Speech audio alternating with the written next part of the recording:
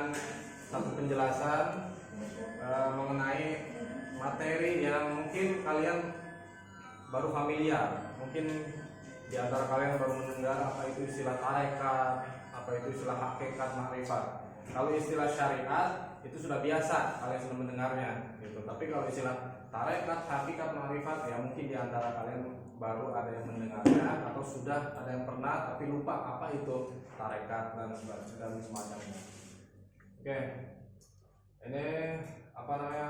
Anda bilang membongkar kecanggihan algoritma tasawuf dan relevansinya di era AI. Karena ini dalam materi ini yang Anda bilang kan sebelumnya itu materi yang pelik, yang katakanlah yang agak menjelimet lah gitu. Makanya ada di luar golongan Ahlus Sunnah wal Jamaah itu yang sampai menyesatkan, itu dalam tanda kutip di luar ya, golongan di luar Ahlus Sunnah wal Jamaah. Tapi di dalam Ahlus Sunnah wal Jamaah sendiri itu bukan hanya mengakui tapi memang menjalankan. Ini bagian daripada agama gitu. Tapi di luar golongan Ahlus Sunnah wal Jamaah itu ada yang menyesatkan, bahkan yang lebih ekstrim ada yang mengkafirkan istilah tasawuf sendiri. Pelaku tasawuf kafir, pelaku tasawuf murtad dan lain sebagainya. Nah, itulah yang kita sayangkan. Ada sebagian kecil saudara kita yang pemahamannya sempit gitu, pemahamannya kurang luas. Gitu. Nah, nanti anak juga akan menampilkan beberapa dalil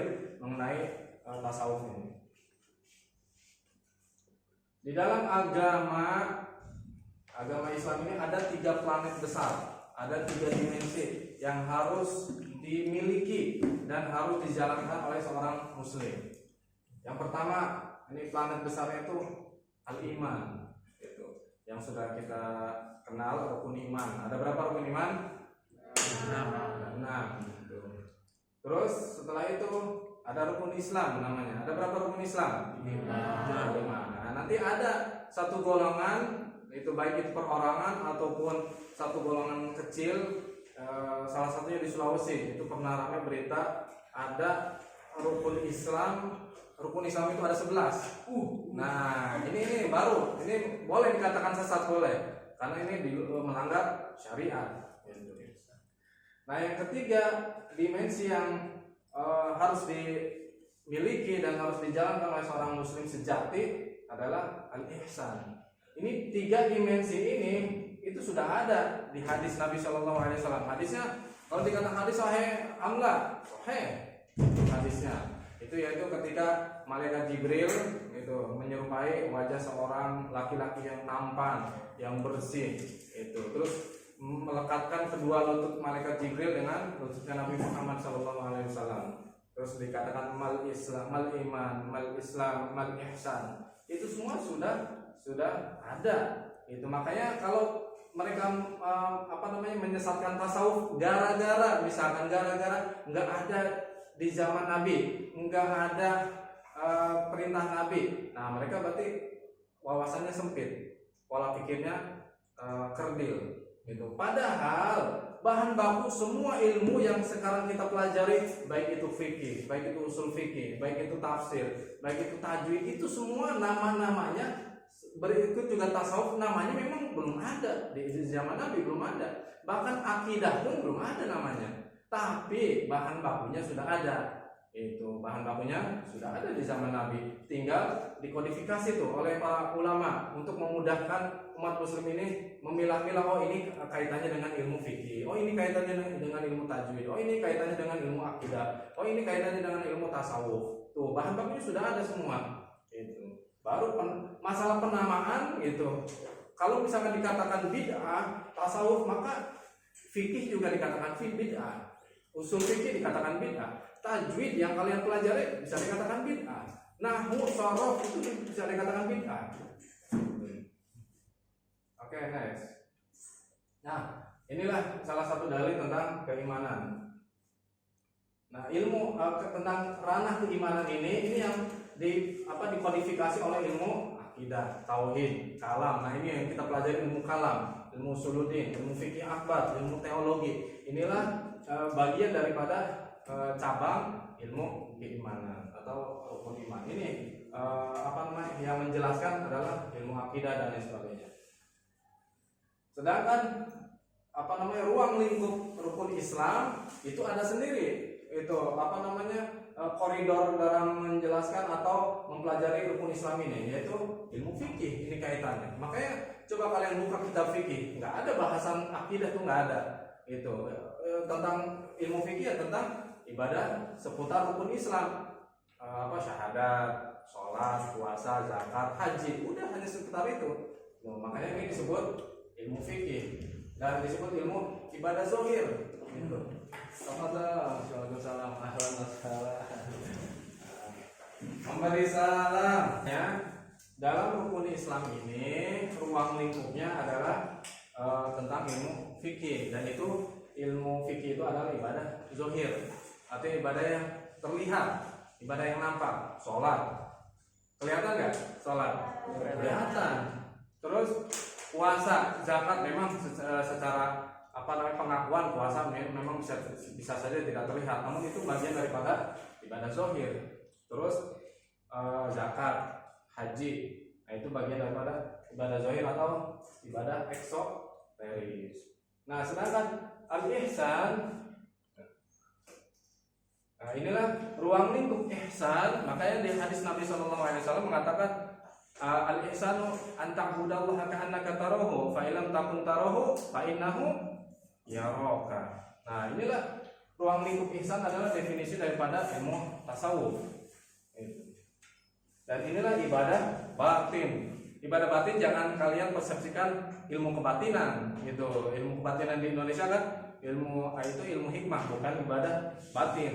Gitu. Ibadah batin ini ibadah mengenai hati. Gitu. Bagaimana seorang sholat gitu, tapi dia tidak tercampur ya di hatinya, tidak tercampur ujub, bangga, sombong dan sebagainya. Maka yang mengatur itu semua adalah ibadah batin ini, yaitu tasawuf. Nah, atau disebut ibadah esoteris. Paham sampai sini? Nice.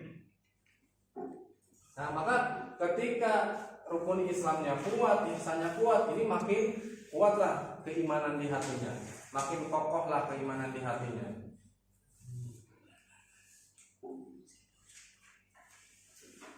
Nah, Anda mengibaratkan pula 3 dimensi dalam agama ini, yaitu seperti hanya seekor burung. Yaitu badannya burung itu keimanan, sedangkan sayap sebelah satunya itu fikih dan sayap satunya itu tasawuf. Maka dikorelasikan dengan pertanyaan Imam Malik rahimahullah taala, wa man tafaqqaha wa lam yatasawwaf faqad tafassaqa. Siapa orang yang berfikih, artinya mengamalkan fikih, dia menjalankan fikihnya dijalankan, itu walam yatasawwaf, tapi dia tidak bertasawuf, itu faqad tafassaqa. Maka seorang yang tadi menjalankan hanya fikihnya saja tanpa menjalani tasawuf, itu berpotensi besar menjadi seorang fasik. Makanya banyak cerita-cerita orang ketika sholat tapi di hatinya pengen riya, ujub supaya dipanggil ahli ibadah. Ketika orang haji, nah ini sekarang sedikit lagi 1 bulan lagi bulan haji ya gitu. Orang haji itu enggak semuanya makbul. Makanya nanti ada yang disebut haji mabrur, ada yang disebut haji mabur. Gitu. Ya haji mabur maksudnya haji ghairu mabrur.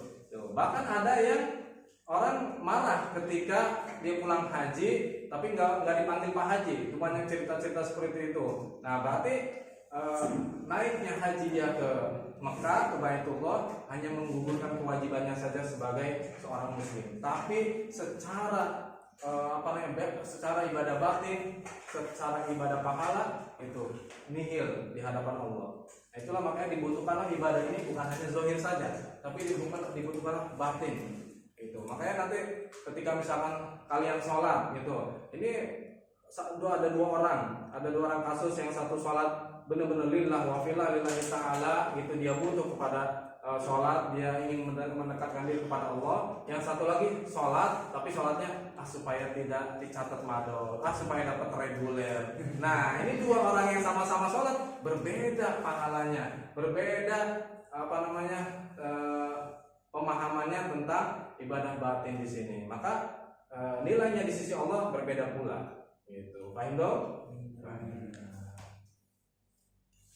Nah, Yang kedua yang lebih parah,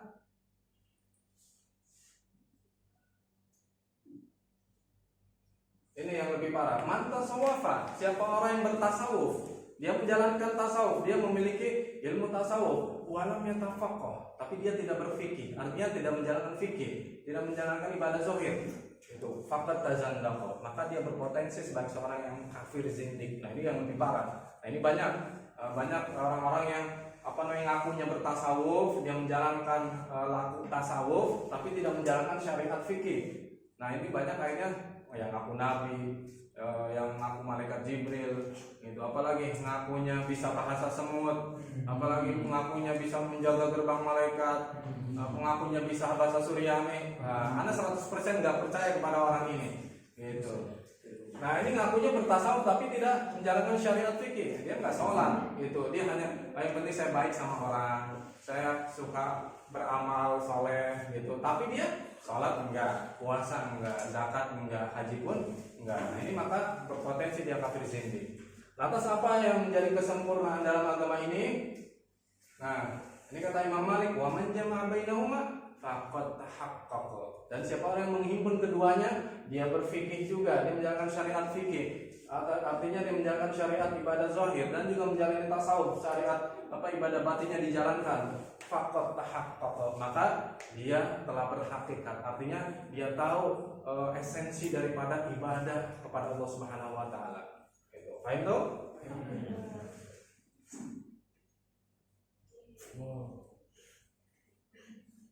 Nah ini tadi sudah sempat disinggung tentang iman. Ini ada planet besarnya, ini yang menentukan nanti siapa orang yang berislam kuat, nanti keimanannya akan bertambah kuat.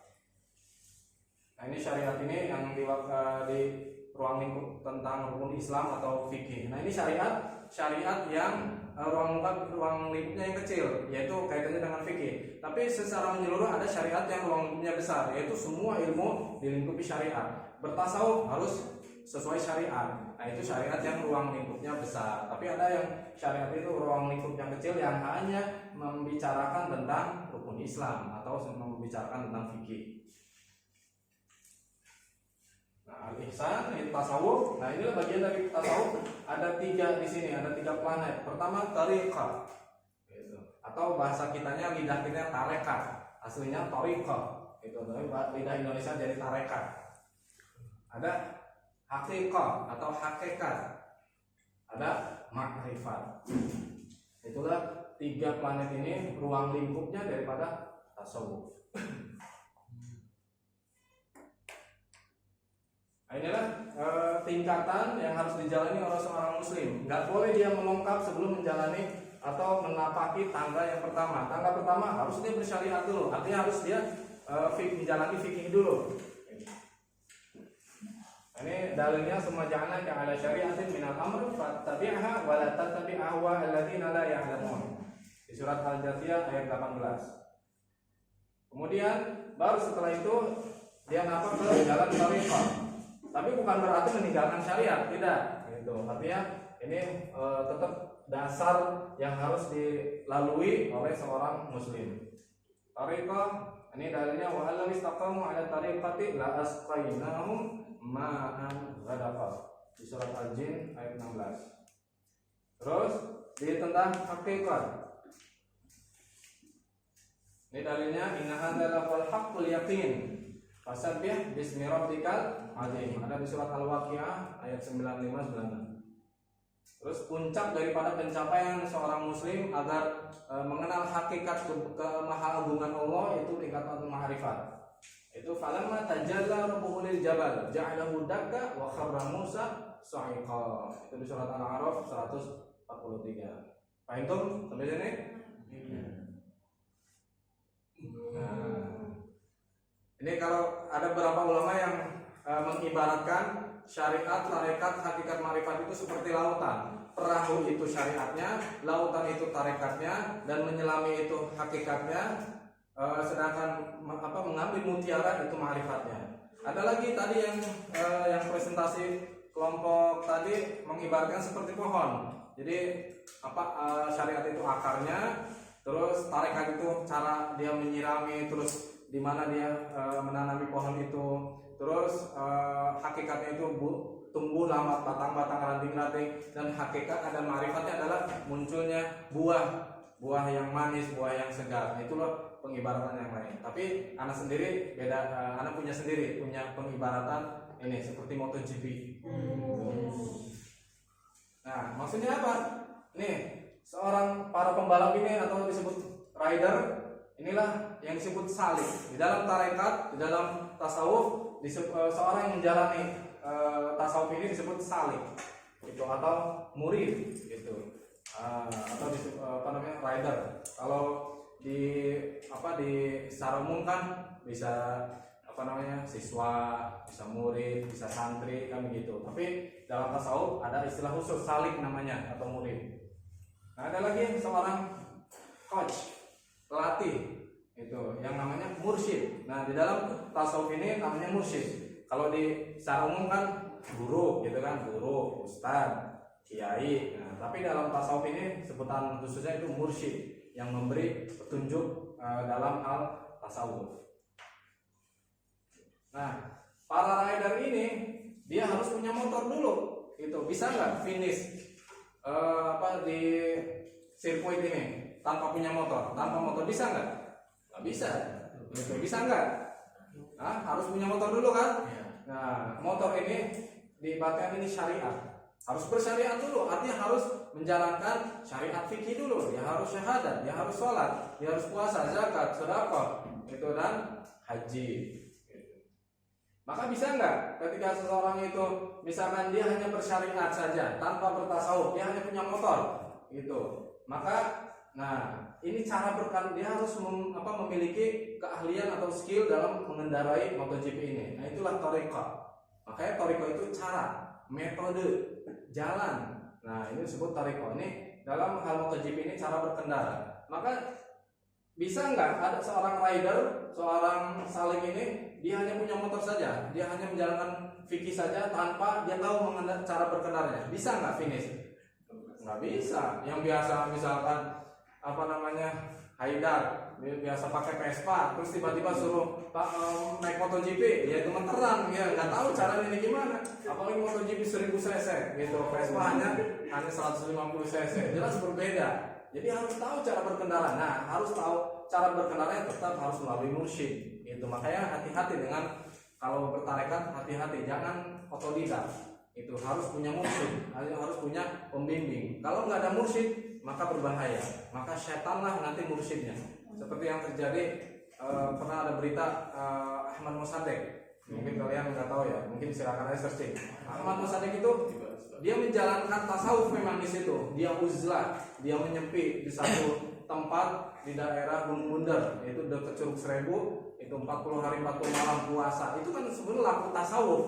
Itu dia uzlah, itu tasawuf, bagian dari tasawuf. Tapi dia nggak punya mursyid. Itu yang pada akhirnya iblislah masuk di situ, gitu, dengan menyerupakan cahaya yang mengaku itu Tuhan dan mengangkat Ahmad Mossadegh itu sebagai seorang nabi. Maka dia turun gunung, dia mengaku seorang nabi. Nah inilah yang terjadi. Makanya bertarekat itu hati-hati, nggak sembarangan. Jadi harus punya mursyid, itu harus punya guru dalam membimbing tasawuf.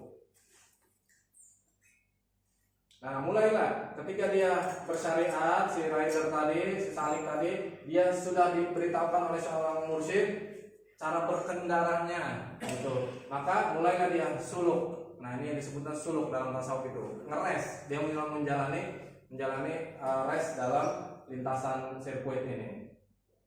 Nah dalam suluk ini ada tahapannya. Makanya di MotoGP itu ada free practice. Ada latihan bebas supaya dia motornya dia kenali dulu bagaimana cara mengendarai motor yang benar, terus dia dari tekanan ban, terus dari beberapa tikungan yang harus dia lahap, ini harus dipelajari dulu gitu. Makanya dalam istilah tasawuf itu ada namanya riyadhah. Nah tadi telah dijelaskan oleh yang presentasi, ada namanya riyadhah, itu latihan dalam mengolah jiwa.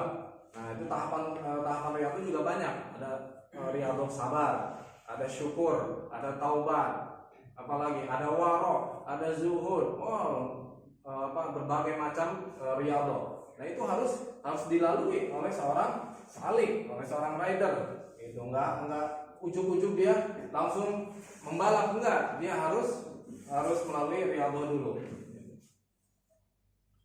Nah, setelah melalui riyadhah ini baru dia mendapatkan posisi atau starting grid. Itu dalam tasawuf itu disebut maqamat, ada tingkatannya. Nah, makanya orang si salik ini, rider ini semuanya biasanya berbeda. Nanti gimana riyadhahnya, bagaimana dia menjalankan latihannya. Itu maka ketika seorang ini bagus dalam riyadhahnya, itu bisa berada di posisi yang paling depan.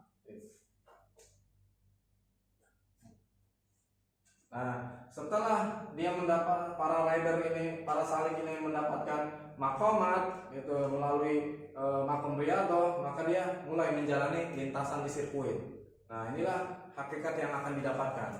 Karena yang tadi hanya latihan hanya sendiri, ternyata pas dia membalap dengan berbagai rider itu baru dia merasakan lintasan sirkuit, dari mulai cornering bagaimana, dari mulai dia take over, dari mulai dia mengalami high side, mengalami low side, itu dia akan merasakan ternyata begini MotoGP. Itu Veda Ega Pratama yang tadinya dia mengendarai motor yang cuma 250 cc, misalkan di Red Bull Rookie Cup itu hanya motor 250 cc, misalkan dia pindah diangkat ke MotoGP, maka berbeda rasanya. Nah, itu hakikat dia akan rasakan. Makanya hakikat ini mengenai tentang zauq. Tuh tadi sudah ada pernah dibahas dari presentasi zauq itu rasa. Itu maka hakikat itu mengenai rasa, bukan mengenai apa yang terlihat. Nah, baru setelah lintasan sirkuit ini dijalankan itu dengan konsisten, itu dengan lancar tanpa ada kendala, maka barulah dia finish. Itu ma'rifat. Itulah tujuan daripada membalap atau suluk ini. Nah, yang disebut usul. Kalau dalam tasawuf usul itu sudah sampai mengenal Allah. Nah, ini jangan diartikan mengenal Allah itu seperti kita saling mengenal gitu.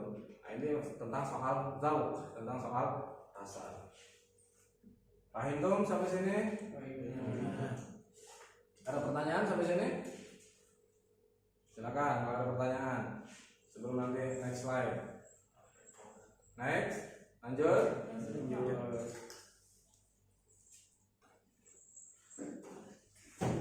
Nah, di kelas lain ada yang bertanya,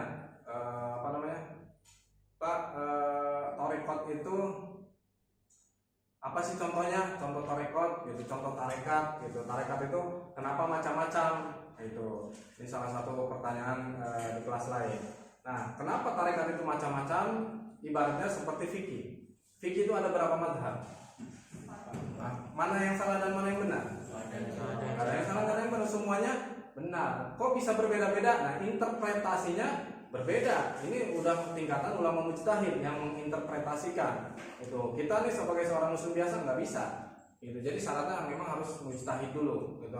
Mujtahid itu artinya kapabilitasnya, kompetensinya dalam ilmu agama itu sudah mumpuni. Maka yang diakui dalam agama Islam ini hanya 4 sampai sekarang yang masih konsisten dijalani. Meskipun di zaman dulu itu banyak sebetulnya selain daripada 4 ini. Ada mazhab Imam Daud Az-Zuhiri, ada mazhab Imam Sufyan Ats-Tsauri, ada mazhab Imam Ja'far Shadiq, banyak gitu. Cuman itu murid-muridnya nggak ada yang mendokumentasikan secara utuh. Maka yang mazhab yang lain itu udah expired lah katakanlah. Itu maka yang masih diakui sampai sekarang hanya 4. Yaitu mazhab Imam Hanafi yang pertama, yang kedua mazhab Imam Maliki, yang ketiga mazhab Imam Syafi'i, dan yang keempat mazhab Imam Hambali. Nah, itu di fikih saja ada 4. Nah, sedangkan di tarekat itu di seluruh dunia ini tarekat itu ada macam-macam ya. Itu ada tarekat yang mu'tabar sebutannya.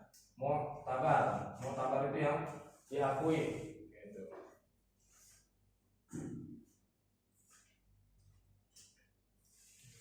Tarekat yang mu'tabar yang diakui. Ada namanya tarekat ghairu mu'tabar. tidak diakui. Nah, ini yang diakui ini sekitar di seluruh dunia itu mungkin ada sekitar 50 lebih. Itu yang diakui tarekatnya, benar-benar jalur tarekat yang bersanad. Tapi yang tidak diakui mungkin banyak. Di antaranya di Sulawesi yang tadi Ana singgung. Itu di Sulawesi ada yang mengatasnamakan tarekat. Tapi ini tarekatnya udah salah ini. Satu, nggak ada sanadnya. Gitu. Keduanya menyalahi syariat dalam bertarekat. Di Sulawesi beritanya bulan puasa kemarin sempat ramai itu, tapi orangnya sudah diciduk, pemimpinnya perempuan. Yang tadi rukun Islamnya ada 11, terus hajinya nggak usah ke Mekah, hajinya cukup di gunung apa Karaeng apa namanya tuh di Sulawesi. Nah itu kan udah menyalahi syariat, maka ini tarekat yang palsu. Nah lihat ini tarekat, salah satu tarekat yang palsu, tarekat yang KW gitu. Maka ini sesat, bahaya, jangan diikuti. Itu tarekat apa namanya? Ada yang tahu? Beritanya? Hah? Nah, tarekat Analoloa. Tuh, ini tahu berarti update berita. Itu apa namanya?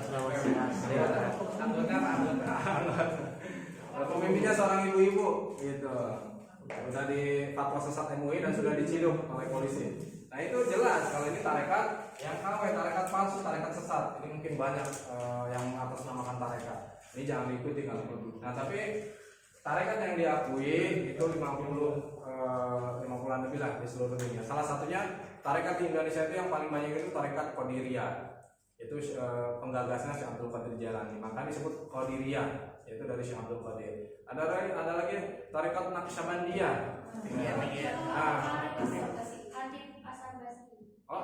Asam Basi. Siapa? Ya, ada lagi namanya TKN. Oh. Itu di Tasikmalaya, di Suryalaya ininya di Indonesia itu dikembangkan oleh Abah Sepuh, Abah Anom, gitu di TKN. Ini gabungan daripada Tarekat Qadiriyah wa Naqsyabandiyah. Nah itu apa namanya, Naqsyabandiyah itu penggagasnya Syekh Bahauddin An-Naqsyabandi. Ada lagi nanti Syekh Tarekat Khalwatiyah, Tarekat Ghazaliyah Imam Ghazali. Ada tarekat apa namanya, Tijaniyah, Syekh Ahmad bin Muhammad bin Mukhtar At-Tijani. Tarekat Syadiliyah, macam-macam, jadi banyak. Mana yang benar? Mana yang benar di antara tarekat itu? Semuanya benar, karena ini tarekat bagian daripada tarekat mu'tabar yang diakui oleh para ulama Ahlussunnah wal Jamaah.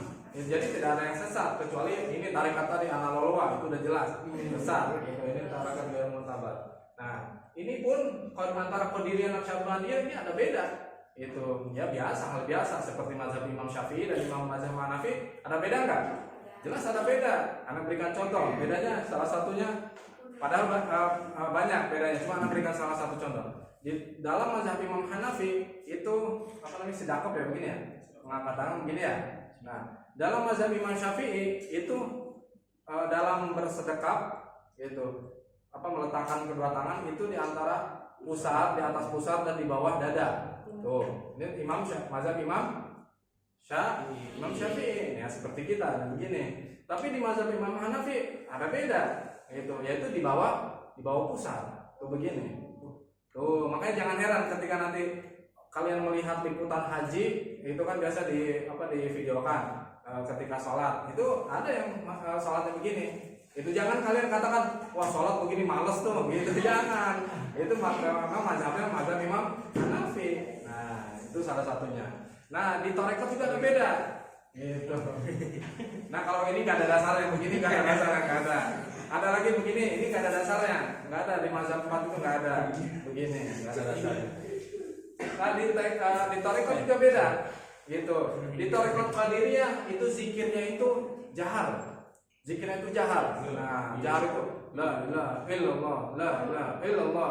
Ada dasarnya, ada dalilnya di hadis Nabi. Nah, Anda nggak tampilkan di sini karena apa namanya, lupa menampilkan dalilnya, tapi silakan cari sendiri. Ada dalilnya sahih. Itu tentang perintah Nabi apa namanya, zikir jahar. Nah, itu ini di tarekat Qadiriyah. Makanya nanti kalau kalian penasaran bagaimana sih zikirnya tarekat Qadiriyah, nah salah satunya anak pernah ikut talqin zikir tarekat Qadiriyah. itu Abah Uci, Abuya Uci Turtusi di Tangerang. Mungkin kalau orang Tangerang tahu gitu, pesantren besar itu, pesantren salaf itu di Pasar Kemis, tahu barang? Abah Uci itu terkenal di Banten itu, almarhum itu apa namanya, talqin zikir la ilaha illallah. Awalnya awalnya datar la ilaha illallah berjamaah, la ilaha illallah, lama-lama naik la ilaha illallah tuh. Nah itu di tarekat, itu zikirnya tarekat Qadiriyah. Nah di Naqsyabandiyah tarekatnya ini zikirnya khafi. Nah beda, kalau tadi zikir zahab, kalau di Naqsyabandiyah zikirnya khafi, lembut dia, smooth itu. La ilaha illallah, la ilaha illallah, la ilaha illallah. Jadi smooth, dia lebih lembut gitu. Makanya ada gabungan tarekat Qadiriyah wa Naqsyabandiyah. Nah, ini anak akan menampilkan karena ada pertanyaan dari siswa tadi, terus Pak Hendra ikut tarekat mana? Itu anak baru di baiat tarekat baru satu, yaitu tarekat Alawiyah. Gitu. Anak sebenarnya sudah disuruh sama beberapa kiai itu suruh baiat tarekat Qadiriyah, cuman anak masih belum totalitas nih dalam tarekat Alawiyah, jadi anak masih menjalankan ini. Tapi kalau zikirnya anak ikut zikir talqin tarekat Qadiriyah itu Abah Uci atau Abuya Uci Turtusi di Cilongok, Pasar Kemis, Tangerang. Tapi kalau untuk baiatnya anak baru satu, karena anak juga masih belum totalitas lah katakanlah, karena masih proses gitu. Nah, terus tarekat Alawiyah ini ada lima dasar, ada 5 pondasi. Nah, 5 planet besar tarekat Alawiyah. Ini anak akan memperkenalkan biar kalian, oh tarekat ini begini. Nah, ini salah satunya, contohnya langsung ke anak. Anak yang pernah di baiat tarekat Alawiyah itu oleh Al-Habib Abdurrahman bin Abdul Qadir bin Abdullah bin Abdul Qadir bil Faqih. Nah, beliau di baiat oleh gurunya. Terus sanadnya mutasil, sanad bersambung terus hingga ke Al-Imam Alawi. Terus Imam Alawi didapatkan terus sanadnya mutasil sampai ke Imam Ali bin Abi Thalib. Imam Ali bin Abi Thalib didapatkan dari Sayyidina Muhammad sallallahu alaihi wasallam. Itulah jalur sanad mata rantai thariqah. Nah, ini tarekat Alawiyah.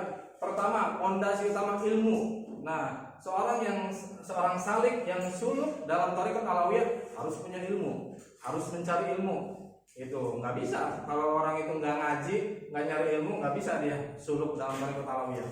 Jadi sampai kapanpun sudah menjadi ustadz pun, sudah menjadi kiai pun, tetap dia harus mempunyai atau mencari ilmu, karena ilmu agama ini luas. Itu nggak bisa mentang-mentang udah jadi ustadz terus berhenti dia mencari ilmu.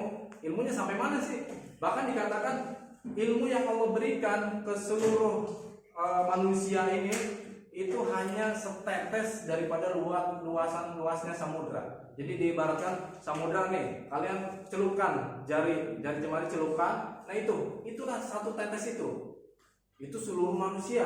Bagaimana dengan satu orang kita? Coba ilmunya.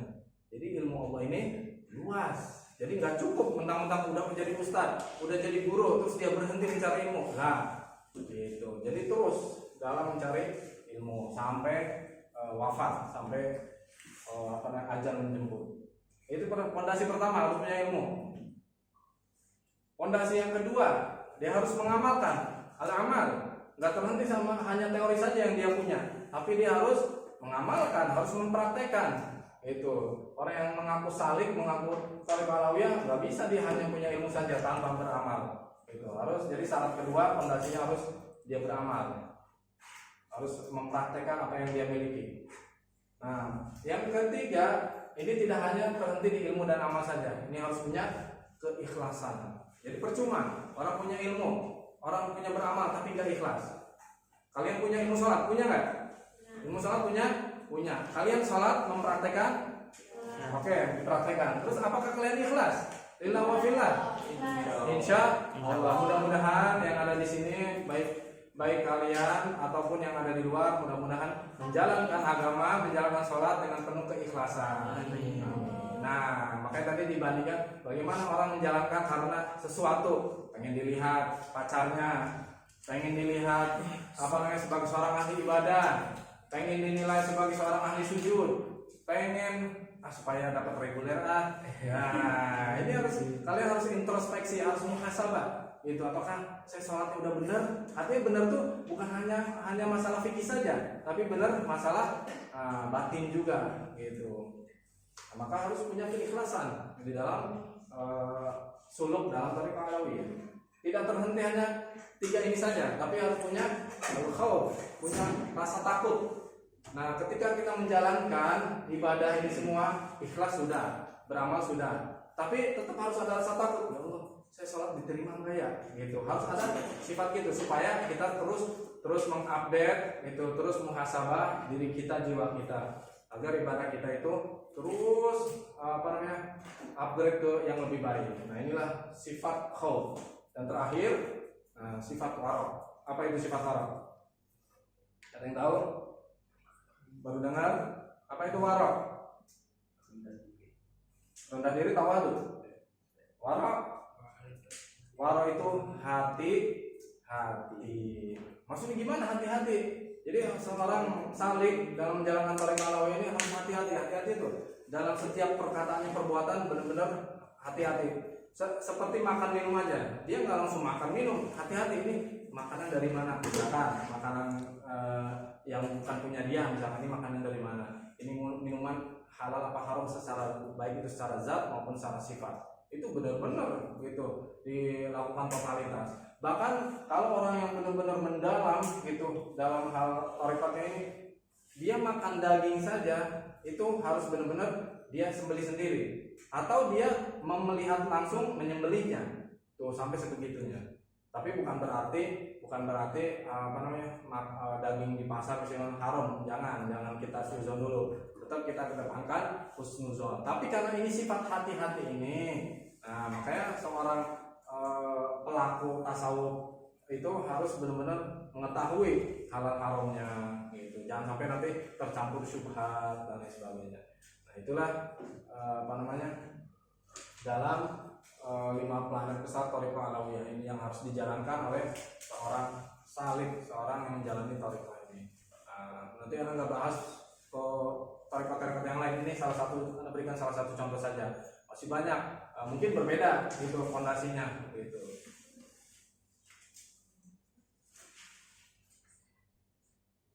Nah, inilah dalil-dalil tentang tarekat. Ini banyak gitu. Pertama di surat Al-Jin ayat 16. Wa alaw istaqamu 'ala tariqati la asqainahum ma'an ghadaqa. Yang kedua, surat At-Taha. Nah, ini maksudnya ada kalimat tariqah di sini. Surat Taha ayat 77. Ini bukan hanya secara lafadznya saja ya, tapi secara manawi ini merujuk kepada tariqah. Surat Taha ayat 77. Walaqad awhayna ila Musa an asri bi ibadi fadrib lahum tariqa fil bahri yabasan la takhafu darqaw wa la takhsha. Ini ada lafaz tariqa di sini. Ada sifat, ada la takhaf. Nah, yang tadi ada di fondasi thariqah alawiyah ada sifat khauf. Dan juga ada sifat khasyah, sama takut. Kemudian surat Taha ayat 104. Nahnu a'lamu bima yaqulun idh yaqulu amsaluhum tariqan illa bithum illa yawma. Nah, ini tariqah di sini. Yang keempat surat Al-Mu'minun ayat 17. Walaqad khalaqna fawqakum sab'a tara'iq wa ma kunna 'anil khalqi ghafilin. Ini tara'iq, ini jamak daripada tariqah. Masih di surat Al-Jin ayat 11.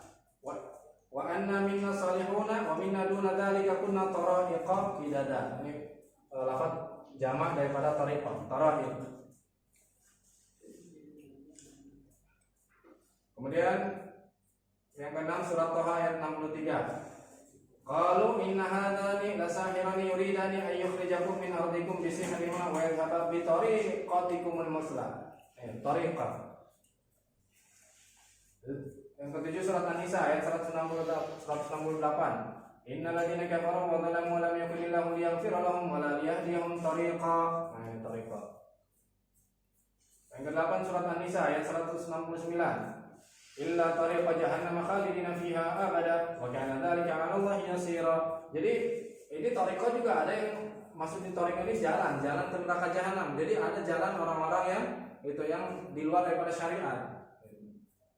Makanya tadi yang dicontohkan ada tariqah yang sesat, ada tariqah yang KW, yang palsu. Yang ke-9 surat Al-Ahqaf ayat 30. Qalu ya qaumana inna sami'na kitaba unzila min ba'di Musa musaddiqan lima bayna yadayhi yahdi ilal haqqi wa ila tariqin mustaqim. Ini tariq, ila tariq. Itulah sebagian di Al-Quran dalil-dalil, dan masih banyak hadis-hadis yang mengenai tariqah itu. Seperti hadis Nabi SAW, man salaka tariqan yaltamisu fihi ilman sahhalallahu tariqan ilal jannah. Nah itulah man salaka, siapa yang menempuh tariqah, menempuh jalan. Man salaka tariqan fihi yaltamisu ilman, siapa yang menempuh jalan untuk menuntut ilmu agama, sahhalallahu lahu tariqan, Allah akan mudahkan jalan ilal jannah, menuju surga. Mudah-mudahan kita semua ini dalam perjalanan, itu dalam menapaki jalan menuju surga insya Allah. Maka kita harus tetap menuntut ilmu, bertalabul ilm, harus berguru, itu harus mencari wawasan dalam agama. Dan hati-hati, tetap harus hati-hati ketika kalian nanti misalkan menemukan atau ada orang yang mengakui saya ini tarekat, saya ini mursyid, jangan percaya dulu, diteliti dulu gitu. Khawatir dia tarekatnya bodong, tarekatnya palsu, KW gitu, seperti tadi di Sulawesi tarekat Analoloa. Jangan percaya dulu orang yang mengaku mursyid. Bisa aja dia hanya ngaku-ngaku mursyid. Dia bilang misalkan saya bisa bahasa semut, anak mursyid nih bisa bahasa semut, anak sakti bisa bahasa suryani, apalagi bisa menjaga gerbang neraka misalkan. Jangan percaya dulu gitu. Kalau anak 100% anak nggak percaya kepada orang ini gitu. Oke, sampai sini ada pertanyaan? Silakan.